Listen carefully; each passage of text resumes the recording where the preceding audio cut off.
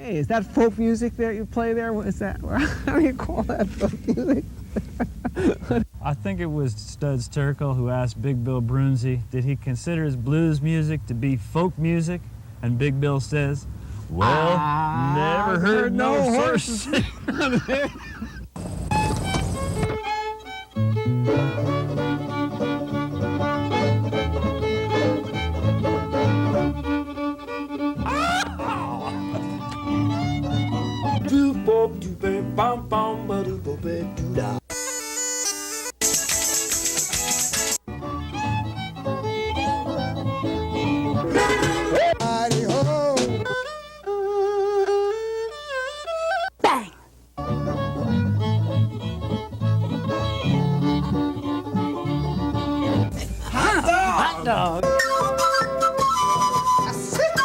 Don't hesitate. It could be your ticket to a new tomorrow. Howdy folks, and welcome to Horses Sing None of It. My name is Ralph Litwin, and we're glad you're tuning in. Today, folks, is a very serious and solemn occasion. We've got a man of immense talent and august importance in the music business. I thought you said I was on. That's right. This very day that we're taping, this man's interview is being aired on Radio Free Europe in Russia. That's right. And he's played at the Philadelphia Folk Festival numerous times. He has a column in Sing Out magazine, which incidentally he's just taken over from Pete Seeger. What'd you do, kick Pete out and take I'm over sure his column? Pete will be back. He's taking a rest. As soon as he starts reading my column, he'll be back. And he recently interviewed Willie Nelson and Nancy Griffith for Cover Stories in Acoustic Guitar magazine. So look for that on your newsstand. Absolutely. Or get a subscription, even better. Yeah. I don't get any money from that. Just I've already been paid, so. Completed the History of Sing Out magazine to be published along with a copy of issue number 1. We'll look forward to that. Yeah. And there's one great quote I have to say about this person here. Would be fair to say that this performer is the Art Buchwald of folk music world, except that Roger Deitz is more entertaining. Oh, you ever heard Art Buchwald play banjo? I hope not. Yeah. Does he really? God, I hope not. That'll make 2 banjo-playing Art Buchwalds in the world. Should I play something? Yeah. Welcome to the show, Roger. It's a pleasure nice to see be you on this show with you here. What you going to do? I'm going to play, let's start off a little more serious, and then we can. A song called Dancing Sally.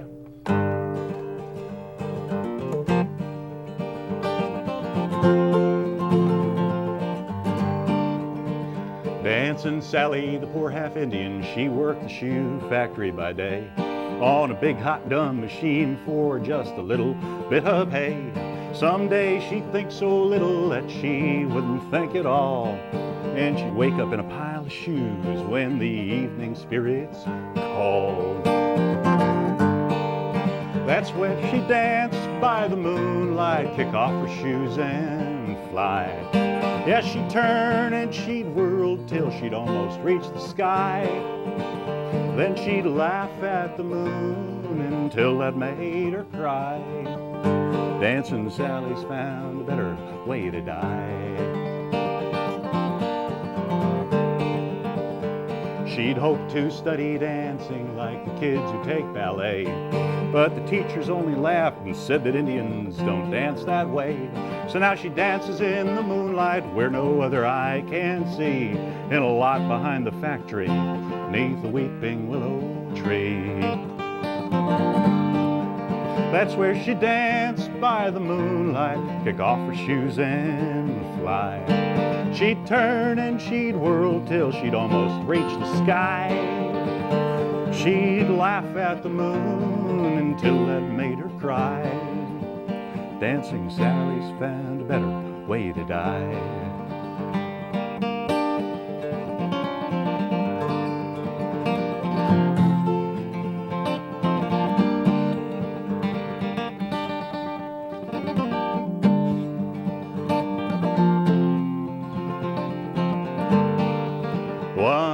100 shoes an hour and 1,000 shoes a day. Lots of white folk out there walking even more than at play. Someday she'd kick her shoes off and she'd never work again. She'd just dance into the next life. Things would be much better then. Yeah, she'd dance by the moonlight, kick off her shoes and fly. And she'd turn and she'd whirl till she'd almost reach the sky. Then she'd laugh at the moon till that made her cry. Dancing Sally's found a better way to die. She's gonna dance until she dies.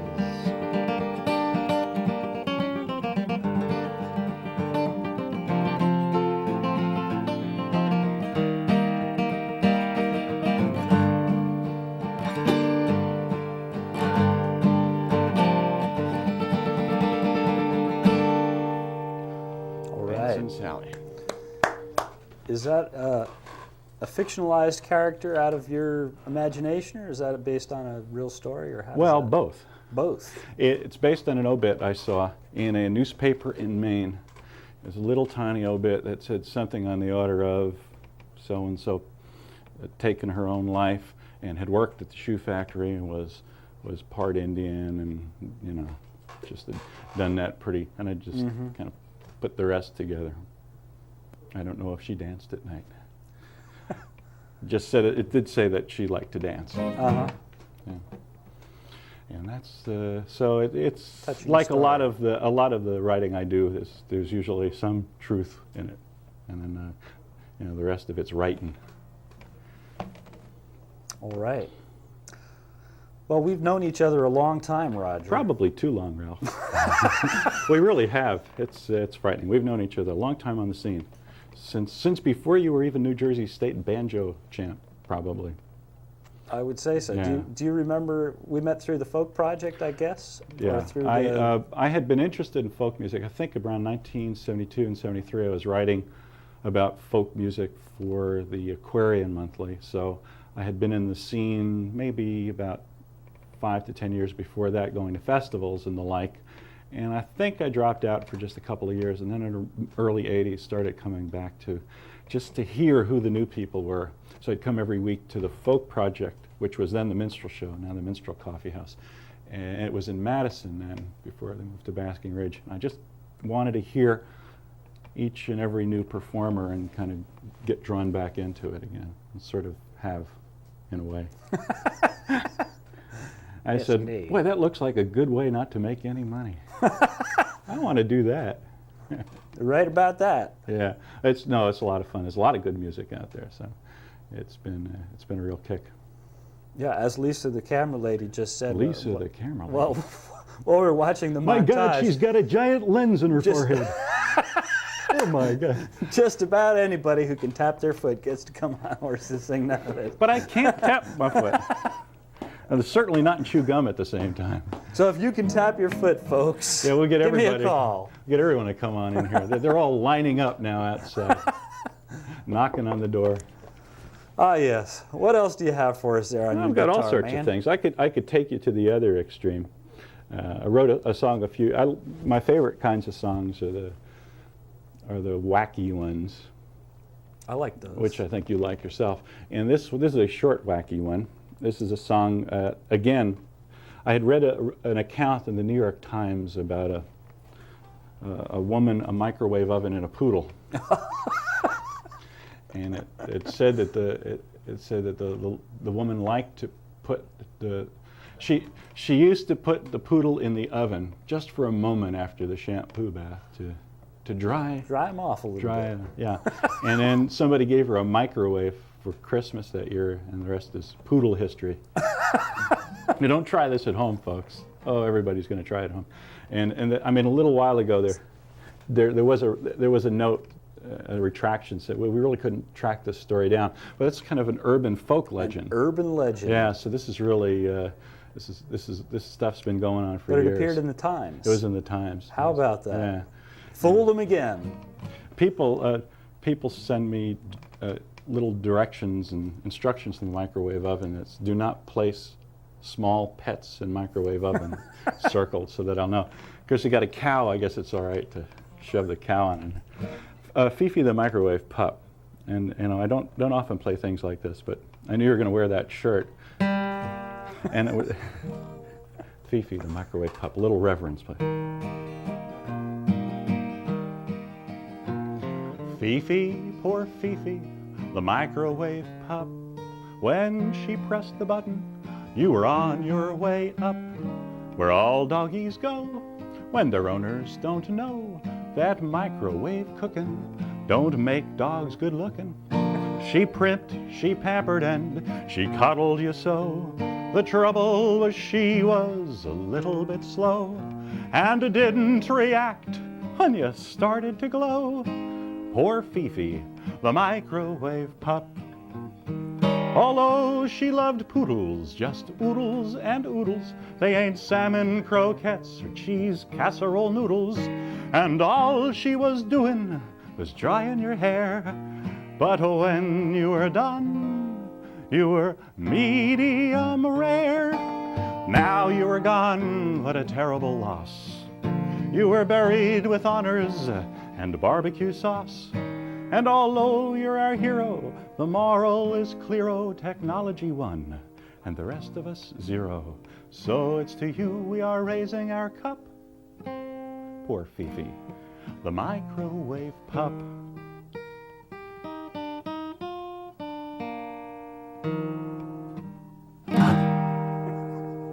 Yeah! All right, I've got that out of my system. There's no place else I can perform anything like that but on your show. Thank you, Roger. Oh, we should let folks know how they get in touch with Roger Deitz. How do they get in touch with me? In case they want to hear songs like that. There's a number. I'm leaving the country. I'm going back to. Oh, wait. A number's coming. Wait, it's materializing right below us right now. That's my agent's number. 787. That's Len Rosenfeld, agent to the stars. Agent to the stars. That's right. Len represents Odetta and Oscar Brand and lots of nice people, but he takes me on also. Yeah. So how come you aren't as famous as them yet? I don't know. I'm not quite sure. It may have something to do with my lack of talent, but that's the last thing I'm going to admit. Well, they've been at it a long time. I mean, they've been at it since the original folk revival, and the folk scare of the '60s. Folk scare of the '60s. So I mean, hey.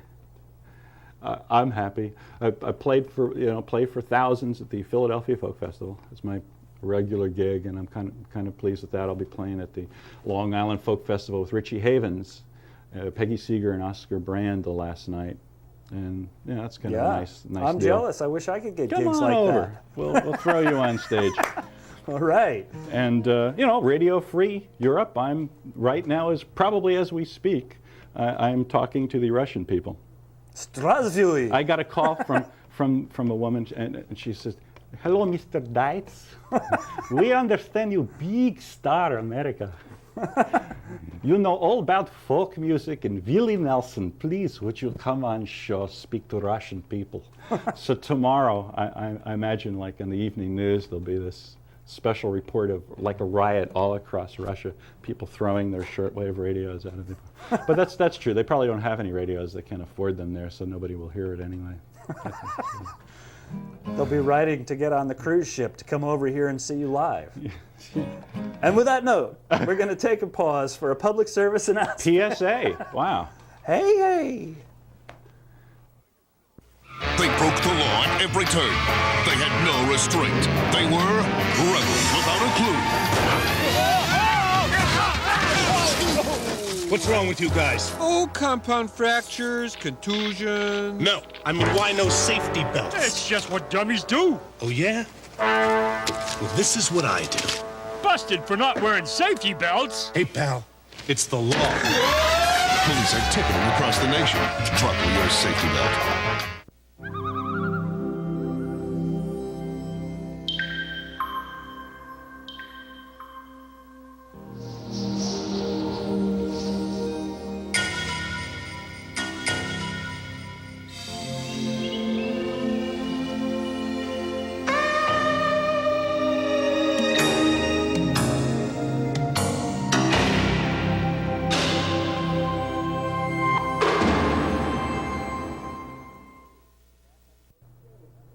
Hey, hey, we're back on Horses Sing None of It. My name is Ralph Litwin. We're here with Roger Deitz.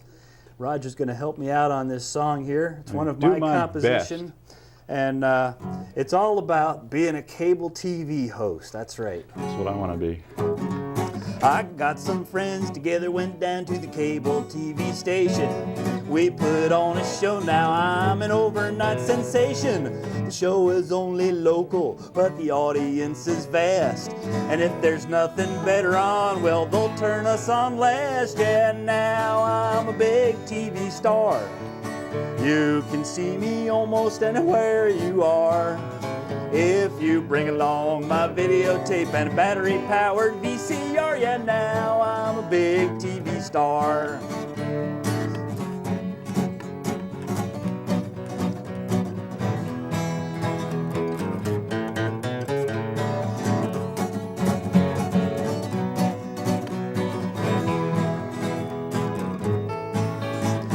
And you can see me play the fool or act genuine. Get embarrassed, turn all red, short circuit out my mind. And you can see me keep on playing when my guitar string breaks, cause we just don't have the time to do no second takes. Yeah, now I'm a big TV star. You can see me almost anywhere you are. If you bring along my videotape and a battery-powered VCR, yeah, now I'm a big TV star. Play it, Roger! Oh, no! Ah!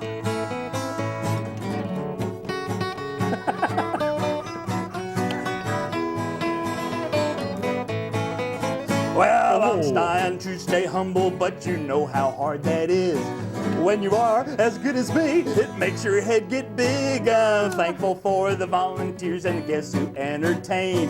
If I didn't have their help, I couldn't broadcast out my name. Yet now I'm a big TV star.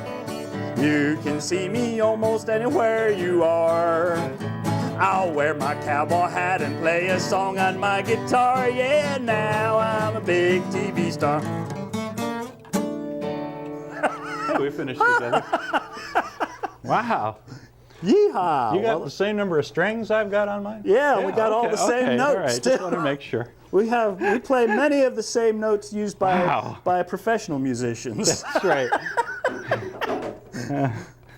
Len Rosenfeld, agent to the stars. Okay, so we've talked about Russia. Yes, yes. What else have we got to talk about tonight? Your life and history. What inspired you to become a folk musician? Oh, you already told us. What, did I? No. It just kind of slipped my mind.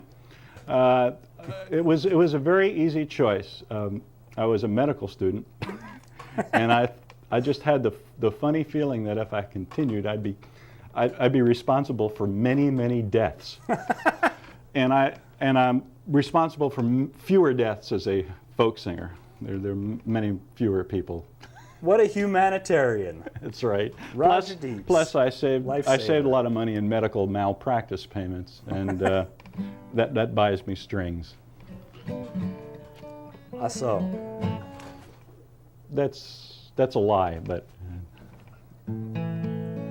the art of storytelling is the art of telling lies that people don't know until after it's too late. But you know, you tell it long enough, you believe that those things are true.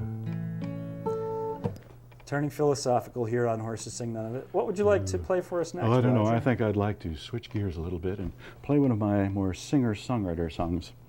It's a song that was on the Fast Folk Musical Magazine, which is a monthly compact disc and print magazine out of New York's Greenwich Village. It's a song Roger's called... done all these cool things that I'm jealous of. You know, it's really remarkable. It's not like I'm saying I was on the Jay Leno show.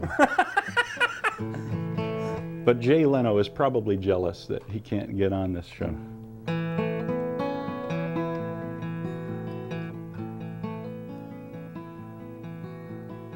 They say that there's an old man on the dark side of the moon. Well, I've not read the papers, hell, I barely wrote this tune. But if there is a laugh, you know, I guess that's where I'd like to go. For lately I've been to and fro the dark side of the moon. Come along and keep me warm. Sit right by my side.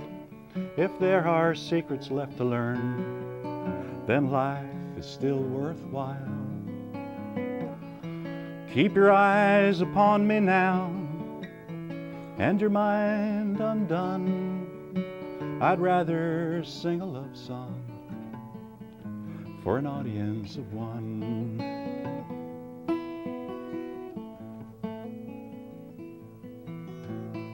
My heart goes out to Nessie. She's at the bottom of a lake. I know it's cold and lonely there, how her poor heart must ache. She's just another mystery, another sad thing I must see. She's safe alone, but she's hardly free. She's at the bottom of a lake. Come along and keep me warm. Sit right by my side. If there are secrets left to learn, then life is still worthwhile. Keep your eyes upon me now, and your mind undone. I'd rather sing a love song for an audience of one.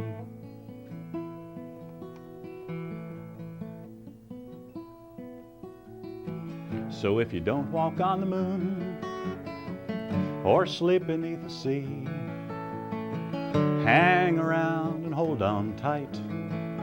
Make sweet love to me. We'll dream about the tales untold. We'll write new endings for the old, with love that never could run cold on the moon or in the sea. Come along and keep me warm. Sit right by my side. If there are secrets left to learn, life is still worthwhile. Keep your eyes upon me now, and your mind undone. I'd rather sing a love song for an audience of one.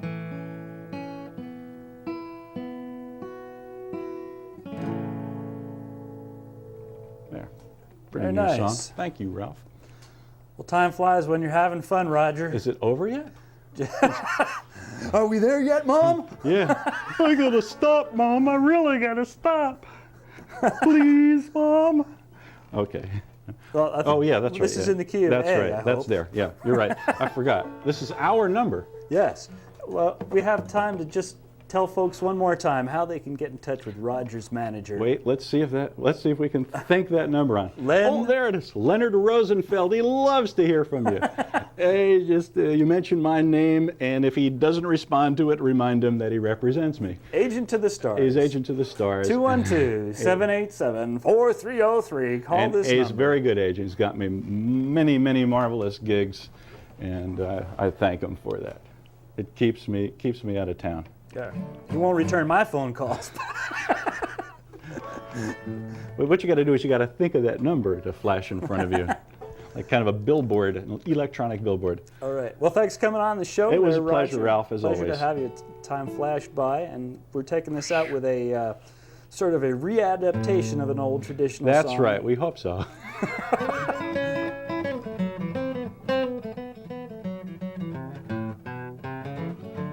Make me a pallet on your floor. Yeah, make me a pallet on your floor. Make it long and make it low. Well, thank you when I go.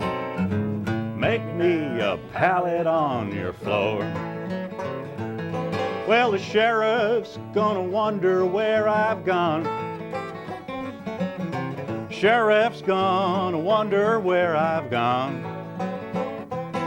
If there's a knock upon the door, well, you don't know me anymore. Make me a pallet on your floor. Yeah, make me a pallet on your floor.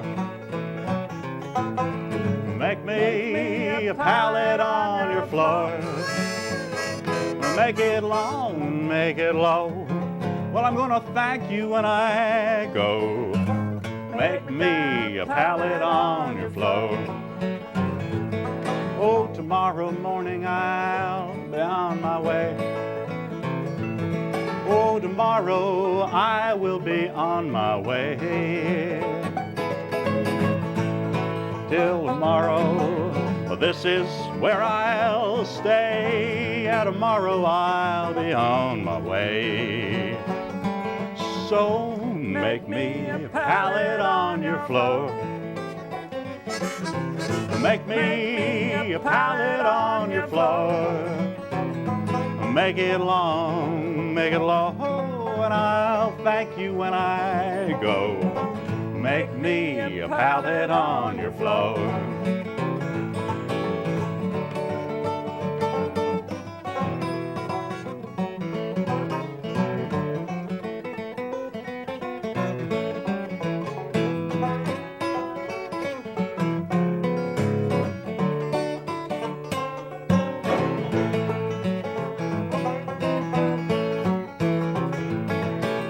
I may never pass this way again. Yeah, I may never pass this way again. Still I will remember, and I'll always be your friend, even though I may never pass this way again. Here we go one last time, Ralph. Oh, make me a pallet on your floor. Oh, make me a pallet on your floor. Oh, make it long and make it low. I forgot my hat today, but this way you can see that my head is so full of brains that it's growing out through my hair. So I was looking at this great chart made by the World Game Institute. It explains how much it would cost to fix all the ecological problems in the world and give everybody on the earth a decent standard of living. Going, whoa, whoa, this is cool, this is great. All we have to do is convince everybody on the planet that this is a good idea. We'll plan on it and things will be cool.